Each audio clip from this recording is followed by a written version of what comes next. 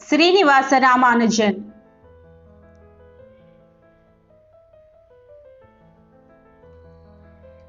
శ్రీనివాస రామానుజన్ అయ్యంగర్ భారతదేశానికి చెందిన గణిత శాస్త్రవేత్త. 20వ శతాబ్దంలో ప్రపంచ ప్రఖ్యాతిగాంచిన గొప్ప గణిత మేధావులలో ఒకరు. ఇతడికి 10 సంవత్సరాల వయస్సులోనే గణిత శాస్త్రంలో అనుబంధం ఏర్పడింది. చిన్న వయస్సులోనే గణితం పట్ల ప్రకృతి సిద్ధమైన ప్రతిభ కనబరిచేవారు. ఆ వయస్సులోనే ఎస్ఎల్లోని త్రికోణమితి మీద రాసిన పుస్తకాలను వంట పట్టించుకున్నాడు. 13 సంవత్సరాలు నిండేసరికల్లా ఆ పుస్తకాలన్నీ ఔపోసన పట్టడమే కాకుండా తన సొంతంగా సిద్ధాంతాలు కూడా రూపొందించడం ప్రారంభించాడు. బాల్యం.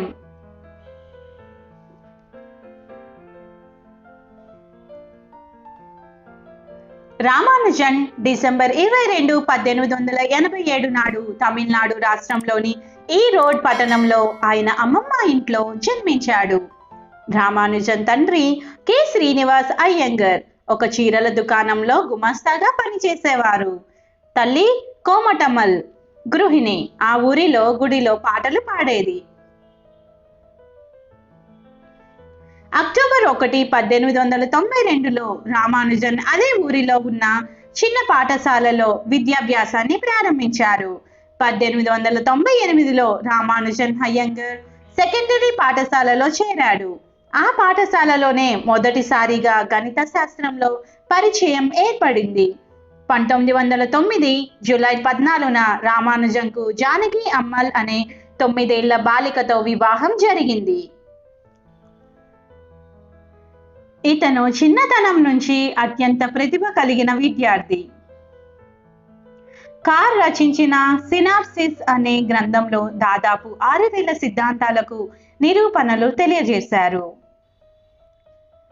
ఇతని ప్రతిభను గుర్తించిన ఇండియన్ మ్యాథమెటికల్ సొసైటీ స్థాపకుడైన శ్రీ రామస్వామి అయ్యర్ గారు మద్రాసు డిప్యూటీ కలెక్టర్ నుంచి ఉపకార వేతనం ఇప్పించాడు. ఉపకార వేతనంపై ఆధారపడటం ఇష్టం లేక మద్రాసు పోర్ట్ ట్రస్ట్ లో నెలకు 25 రూపాయల జీతానికి గుమస్తాగా ఉద్యోగంలో చేరాడు.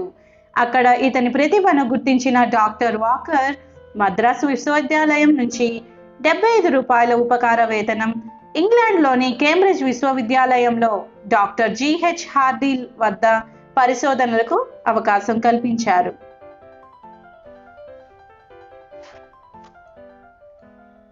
ఇంగ్లాండ్లో శ్రీనివాస రామానుజన్ 6 ఏళ్ల పాటు కఠోర శ్రమ చేసి 32 పరిశోధనలు పత్రాలను సమర్పించారు.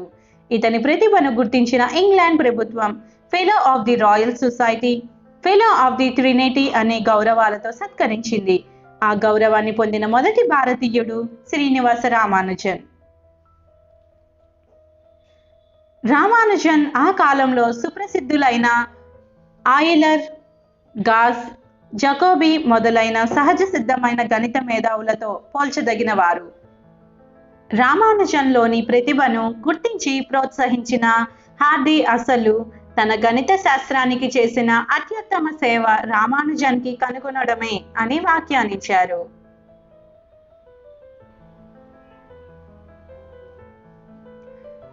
రామానుజన్ అనారోగ్యంతో హాస్పిటల్లో ఉన్నప్పుడు హార్డే రామానుజాన్ని పలకరించటానికి వెళ్ళి మాటల మధ్యలో నేను వచ్చిన కారు నంబర్ 1729 దాని ప్రత్యేకత ఏమైనా ఉన్నదా అని రామానుజాన్ని అడగగా రామానుజన్ తడుముకోకుండా ఆ సంఖ్య ఎంతో చక్కని సంఖ్య, ఎందుకంటే 2 విధాలుగా 2 గణములు మొత్తముగా వ్రాయబడే సంఖ్యా సమితిలో అతి చిన్న సంఖ్య అది. 1729 13 + 123 93 + 103.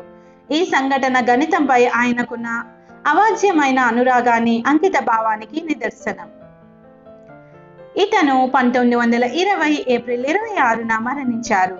భారత ప్రభుత్వం 1962లో ఆయన 75వ జన్మదినం నాడు సంఖ్యాశాస్త్రంలో ఆయన చేసిన విశేష కృషికి కొనియాడుతూ స్మారక తపాలా బిళ్లను విడుదల చేసింది. ప్రఖ్యాత గణిత శాస్త్రవేత్త శ్రీనివాస రామానుజన్కు నివాళిగా 2012 సంవత్సరాన్ని జాతీయ గణిత శాస్త్ర సంవత్సరంగా ప్రధాని మన్మోహన్ సింగ్ ప్రకటించారు. రామానుజన్ పుట్టినరోజైన డిసెంబర్ 22న ఏటా జాతీయ గణిత దినోత్సవంగా జరుపుకోవాలని భారత ప్రభుత్వం నిర్ణయించింది.